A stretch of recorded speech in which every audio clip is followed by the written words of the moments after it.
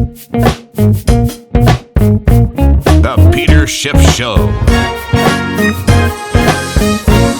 The stock market continues to ride the Trump wave to new highs. In fact, the Russell 2000 hitting an all-time record high today, and the enthusiasm for stocks not being dampened by the carnage in the bond market. We now have the yield on the 10-year Treasury up at around almost 2.3, and the yield on the 30-year now just below 3%, 2.99. Yields are still low, but nowhere near as low as they were, and of course nowhere near as low as they're headed, because it's not just the fact that bond yields are rising, but the rapidity with which they're rising and the technical damage that is being done. This, again, as I said earlier, podcast, this could be the beginning of an explosive move up in interest rates. And right now, nobody seems to care, least of all Janet Yellen. She testified today. In fact, Janet Yellen's supposedly hawkish testimony is one of the reasons that gold sold off today and the dollar rallied, because before she spoke, gold was actually a little bit positive on the day, and the dollar was, I think, a little bit down. But it was supposedly her hawkishness with respect to rate hikes. No, she did say that it would likely be appropriate to raise rates soon, and everybody interprets soon as meaning the next chance they get, which is less than a month from now. Although, if the Fed really is determined to raise interest rates in December, why not just say it? Why say it may be appropriate to raise them soon? Just say it's appropriate to raise them in December. I mean, be more specific. They still want to leave themselves plenty of wiggle room. So even though the markets are saying it's a 95% probability, the Fed is still being very coy and being data dependent. But I think what's more important for the markets is the fact that Janet Yellen acknowledged that if we get a fiscal stimulus, which she doesn't even think is needed, she pointed out that we have a growing economy, everything is good, that the unemployment rate is very low, and that stimulus now, in the form of tax cuts or extra government spending, could overheat the economy, and that she is going to have to, adjust her monetary policy based on what Congress and President Trump ultimately decide to do. That's what's scaring the bond markets, because what Yellen is saying is that if Congress and Trump want to step on the gas, she's going to have to tap on the brake, right, to prevent, this thing from overheating, meaning that with unemployment already so low, any stimulus now risks making inflation too high, meaning that the Fed would have to act to rein it in. Even though she still suggests that the pace of rate hikes will be slow, she's implying that that pace will pick up if need be to offset the stimulus effects of tax cuts and spending increases. And that is what is rattling the credit markets. But, what Janet Yellen or nobody else seems to understand is that any significant rise in long-term interest rates will crush this bubble economy, that it will be more than enough to offset the stimulus effect of tax cuts or higher spending, because increased interest rates will hit the economy harder than will the relief supplied by the tax cuts or the spending increase. In fact, if interest rates go up, the big spending increases are going to be on interest rates. People are going to have to spend more money paying interest on the debts that we've already accumulated. The drag from a monetary tightening will be much stronger than any kind of boost we get from the so-called fiscal stimulus. But the markets, again, are oblivious to this. I have a feeling that this is not just denial, but probably a massive short squeeze. A lot of people were probably short this market, and I think a lot of the buying is probably coming from short covering. That also might be happening with the dollar. This could really be a blow-off top in the dollar index, which is now at new 14-year highs. Dollar index now above 100. And as everybody is so sure that the Fed is going to be tightening. But meanwhile, look at what's happening. Mortgage interest rates have spiked up maybe 40, 50 basis points in the last week. But this is just the beginning. I think we're now back at about 4%. We were down at around 3.25, 3.4. Now about 4% on a 30-year fixed. I wouldn't be surprised if the Fed continues to talk as if it's going to be raising rates I wouldn't be surprised to see bond yields really spiking. I mean, maybe the 30-year can go from 3 to 4%, in which case mortgage rates could be back at 5% or higher by the end of the year. Now, if mortgage rates go up to 5%, which is still low based on historic norms, but based on how inflated real estate prices are, Americans cannot afford to buy houses if that's where the mortgage rates are. So what has to happen? Well, prices have to come down substantially so that Americans don't have to borrow as much money to buy the houses because the interest rates will be higher. But the problem is, if housing prices go down, a lot of Americans that are trying to sell their houses will no longer have any home equity. And once you have no home equity, you don't sell your house. You just stop making your mortgage payments and you live there rent-free until they end up kicking you out, which is part of the problem. You know, the banks are rallying on the steepening of the yield curve. Everybody thinks this is great. Yeah, the banks can now borrow money cheap from the Fed and they can lend out higher now as the yield curve is steepening. Yeah, but the problem is they're not going to be able to loan more money at higher rates because the borrowers can't afford to pay the higher rates. And not only that, if the collateral goes down, if real estate prices go down, they're not going to get paid on the loans they've already made. So this is going to be terrible for lenders when the value of their collateral plunges. In fact, look at how much is already being lost on the value of bonds that are in bank portfolios or certainly at the Federal Reserve. Look at what would happen if the Fed had to try to unload some of the treasuries that it owns right now, given the big drop that we've seen in bond price. But this is just getting started. I mean, this is going to be a bloodbath. And look around the world, foreign central banks now that were loading up on U.S. treasuries when their currencies were strengthening against the dollar.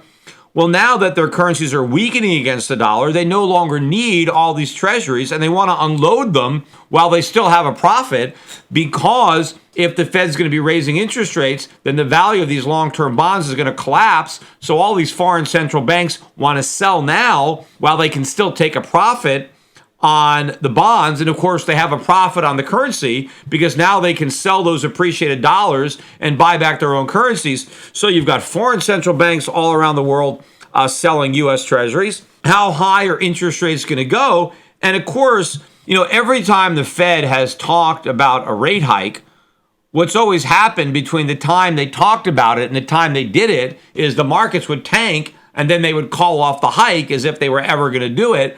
Well, now it's the bond market that's tanking rather than the stock market. And I would think the bond market collapsing worries the Fed more than the stock market collapsing, because now it's not just the wealth effect, but it's the means to sustain the bubble. But also, how much longer can the stock market ignore the carnage in the bond market? It's possible that before the Fed meets, we're going to see a massive reversal in the stock market rally, and it could turn into a stock market crash as the market embraces not only for a rate hike in December, but for many more rate hikes in 2016 as the Fed tries to offset the stimulus of tax cuts and spending hikes. You know, meanwhile, the market is still overreacting to this idea that, you know, this Trump revolution is such a game changer in that we're going to have massive deregulation, all these business-friendly tax cuts that are going to create this boom. First of all, even if we were going to do that, we still have to deal with the problems that exist that have been built up as a result of decades of bad monetary and fiscal policy that have left us in this giant rat hole. You know, as I said, I think in my last podcast, just acknowledging that you've got a drinking problem or a drug problem doesn't mean that you've solved it. You first have to kick the habit. You first have to check into rehab and go through the withdrawals before you can, you know, get your life back together and repair the damage you did while you were a drug addict. Maybe you wrecked your family, you wrecked your business, and that's what we've done. And I said, you know, Donald Trump thinks, you know, he bought this car and it's all shiny on the outside, but, you know, he looks under the hood when he becomes president, he realizes, you know, what a clunker this thing is. There's a lot of work that needs to be done. We just can't go speeding off into the sunset. But people actually want to assume that, oh, this is perfect, that there's no sins that we need to atone to. We just go straight to economic heaven. That is not going to happen. But even Trump himself, right, is already backtracking from a lot of the things he was talking about. Remember, he said, you know, I'm going to drain the swamp. Well, look at all the people that are the, front runners for these cabinet positions. They're all the people that have been swimming in the swamp. Now Mitt Romney, right? They're talking about him, Secretary of State. Now, I don't know if that's a rumor, but he's got a lot of other establishment people that seem to be filling up the cabinet, as well as people who were large donors to the various PACs that might have been helping his campaign. But, look at the stuff that he said about Obamacare, right? He was, let's get rid of Obamacare. But now he's talking about, we want to keep the provision that says that insurance companies can't discriminate based on pre-existing conditions. Well, how could you keep that? That's the whole cornerstone of Obamacare, because that's why you have to have the mandate. That's why you have the tax penalties.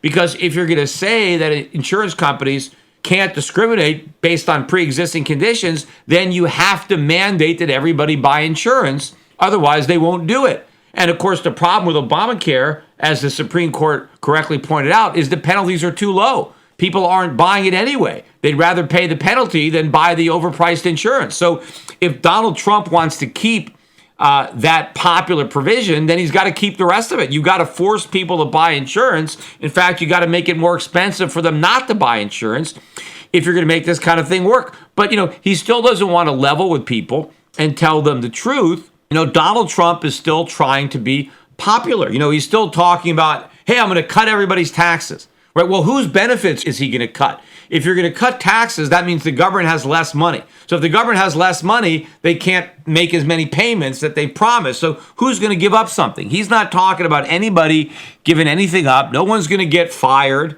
No one's going to have their benefits cut. So he's trying to be all things to all people, even keeping this popular part of the Obamacare. Look, it's like saying, hey, why can't you buy life insurance on your spouse after they die? You got guys that are paying life insurance every month, these premiums, because if they die, they're worried about how their wife and kids are going to support themselves. But, they're probably not going to die. So why waste your money on life insurance if you're probably not going to die? Just make it so life insurance companies can't discriminate based on pre-existing conditions. And then if you die, then the surviving spouse can go and buy the insurance on you after the fact. Of course, at that point, they'll just want, give me $1 billion worth of insurance, right? Oh, by the way, my husband's already dead, so here's where you send the check. No point in making my premium payments because, he's already died, so I just want to collect the death benefit, right? Insurance doesn't work that way. It doesn't work that way in life insurance, and it doesn't work that way in health insurance. But so far, to me, everything seems business as usual. And, even if we get some kind of spending increase and tax cuts, it's not likely to be a game changer. Meanwhile, the game can't change. It was difficult enough. Think about what happened when George Bush came in and he reversed the Clinton surpluses, right? Of course, a lot of that had to do with the bursting of the NASDAQ bubble. But we had some spending increases early on in the Bush administration and some tax cuts. The dollar tanked for 7 years. That's when gold went from under 300 to 1,000. All this happened during Bush, where we got fiscal stimulus. Because in order to have that fiscal stimulus, we needed monetary stimulus. Now, of course, the monetary stimulus back then pales in comparison to the monetary stimulus we have right now. And I thought it was ironic that Janet Yellen talked about the current monetary stimulus, and she basically claimed it was moderate. Like what we have right now is moderate stimulus. My God, interest rates are practically zero. The Fed is doing much more now than it did at any point during the 1% era under Greenspan that gave us the housing bubble. And now this is moderate. Of course, maybe the Fed is only considering this moderate compared to what they've got up their sleeves. Because I think what they're going to have to launch to accommodate any kind of additional fiscal stimulus is massive quantitative easing. In fact, I think that's the main reason that we haven't seen fiscal stimulus in the past. It's not that, Congress wasn't willing to do it. I'm sure that they could have got a bipartisan bill. The problem was that it's unfinanceable, that the Fed was already doing so much and it really couldn't do any more. People were thinking, well, the Fed is acting because Congress is not. Well, if Congress acted with stimulus, the Fed would have to act even greater because somebody has to buy all the bonds that the government is selling, right? If the government needs to sell not only all the bonds to finance the current deficit, but all the extra bonds to finance the larger deficit that results from the tax cuts or the spending hikes, and the larger deficit that results from the greater interest expense on the existing debt. So if now the government needs to borrow all this extra money, who's going to lend it to them? Not the foreign central banks. They're selling. They're actually competing. Somebody has to buy the bonds that the foreign central banks are selling. Is it mom and pop Americans? Is it like, victory bonds after World War II? Not a chance. Mom and pop, they're broke. They don't have any money. And of course, Wall Street, they don't want to buy bonds. They're buying stocks. They're piling into the market at the highs. People want to dump bonds. I mean, especially if you realize how much downside risk there is in the bond market. I mean, what's the upside potential? Minimal. What's the downside risk? Talk about trying to pick up pennies in front of steamrollers. So everybody wants to get out. This thing could drop through the floor. Interest rates can spike like they've never spiked before. Even if the Fed isn't moving up short-term rates, long-term rates could skyrocket because that's not the Fed, that's the demand. And if the Fed's not supplying the demand, if it's just a private sector, there is no demand, and bond prices will implode. And that is going to take the entire economy with it. It's going to crush the housing market. It's going to crush corporate America. It's going to crush junk bonds. It's going to ultimately crush these banks when they have to start dealing with the losses that result. What about the auto bubble that is just starting to pop? I mean, this is going to open up a much bigger hole in that bubble. People are underestimating the extent to which this phony recovery was based on cheap money. And you take that cheap money away, and there goes that phony recovery. The whole thing implodes, and it'll probably happen even before we get around to any kind of fiscal or stimulus with tax cuts or spending, because all this stuff has to happen. It doesn't happen overnight. They have to create the bills. They have to vote on them. I mean, it takes a lot of time to enact this stuff. In the meantime, higher interest rates are happening right now. The market is already marking down bonds and marking up interest rates in anticipation of what they believe is going to happen. So long before we get the stimulus of tax cuts or this infrastructure spending, we're going to get the drawdown, the sedative of higher interest rates that will deliver a shock to the credit markets and ultimately to the equity markets. And then as everything starts imploding, now the Fed has to completely change course and start talking about more quantitative easing. Meanwhile, even though the dollar is breaking out to some new highs, gold is not really breaking down. I mean, the price of gold is still holding the 1200 level, which used to be the old resistance. And so it's still holding. We're around 1217 now, despite the sell-off. And of course, as gold is dropping in terms of dollars, it is rising in terms of every other currency out there. So people around the world, are still seeing a safe haven into gold. I mean, look what's happening with the Mexican peso. Interest rates jumped up in Mexico as well. They're now trying to brace for the impact of a Trump presidency. But even though they're raising interest rates, their currency is falling. And ultimately, I think that is what's going to happen to the dollar. Even as the Fed nudges interest rates higher, the dollar is ultimately going to fall because they're not going to be able to raise them nearly enough to restrain the inflation genie that is out of the bottle. And of course, everybody is now admitting that inflation is going to get worse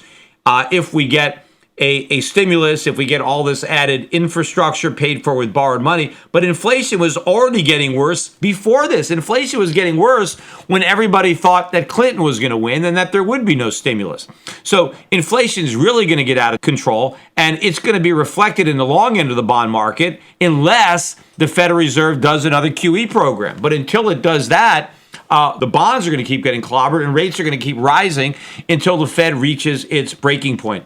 Meanwhile, as far as, people who are positioned outside the dollar right now in foreign currencies or in gold, yes, I mean, you're going to see a continuation of this trend until reality sets in and the pendulum swings rapidly the other way. Now, how much longer can the markets ignore reality in the bond market? How much longer can we live in this fantasy land where we pretend that we can do something that is impossible to be done? Again, I think this narrative is fueling itself. And a lot of times, of course, Wall Street, once something starts, they try to rationalize it. I mean, all the people that think a Trump presidency is now going to be great for stocks, these are the same people who a week before he was elected said it would be horrible for stocks. So they're going to change on a dime. They're going to try to justify anything that's happening. They're not looking at reality. If they were, they would have even understood why Donald Trump was probably going to win. They wouldn't, this wouldn't have been such a shock. These are the people that actually thought the economy was so strong. Now, they're realizing that it wasn't, but the whole basis for buying the dollar all these years was how strong the economy supposedly was.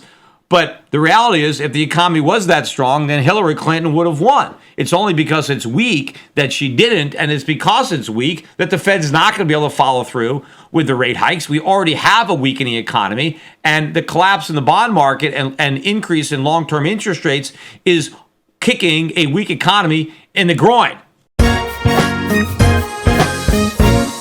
Today's financial advisors behave like pro wrestling TV commentators. They scream that the recovery is strong, debt is manageable, inflation is low, and that the Federal Reserve has everything under control. They may be oblivious, but the danger is real. Looking beyond the media hype can open a world of broader investing ideas. Euro Pacific Capital is a registered investment advisor that offers stock-focused wealth management services that closely follow the strategy of our founder and CEO, Peter Schiff. We concentrate on those countries that are more closely in tune with Peter's vision of how capitalism is supposed to work. And these investments are not hard to find, provided you know where to look. Isn't it time you change the channel and let Euro Pacific put a little reality back into your portfolio? If you live in the United States and have $25,000 or more to invest, call 800-727-7922. That's 800-727-7922. Non-U.S. residents access similar strategies through Euro Pacific Bank at europacbank.com. Euro Pacific Capital and Euro Pacific Bank are affiliated companies.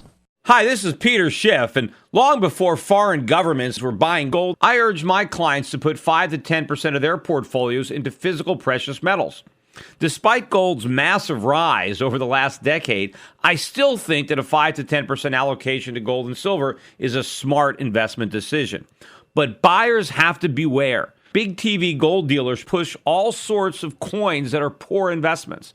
Bait and switch deals, price protection guarantees, leveraged gold accounts. These are just a few of the sleazy tactics used to swindle inexperienced gold buyers. My gold company is different. We never offer a coin or bar unless I consider it to be a good investment. I want my customers to be educated. That's why I'm offering you a free research report exposing the biggest scams and ripoffs in the industry. Download my report, Classic Gold Scams and How to Avoid Getting Ripped Off, for free at goldscams.com.